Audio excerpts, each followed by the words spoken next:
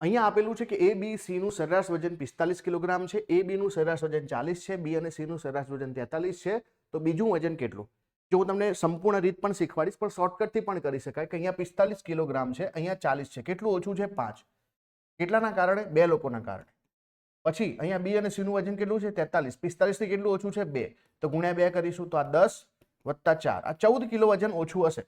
તો 45 માંથી 14 કિલો કાઢીએ તો 31 કિલો આપણો જવાબ આવે. હવે આ તમને રીત ના ખબર પડી હોય તો તમે જે સંપૂર્ણ રીત પર જવું પડે. હવે એ બી સી નું સરેરાશ વજન 45 છે, તો આપણે એ વત્તા બી અને સી નું ટોટલ વજન 135 આવશે. આ પહેલું ઇક્વેશન. પછી આપ્યું છે એ બી નું સરેરાશ વજન આપણને આપી દીધું છે 40 કિલોગ્રામ, એટલે કે ટોટલ જે છે 80 કિલોગ્રામ થશે. સરેરાશ છે એટલા માટે ટોટલ જે છે 80 થઈ જશે.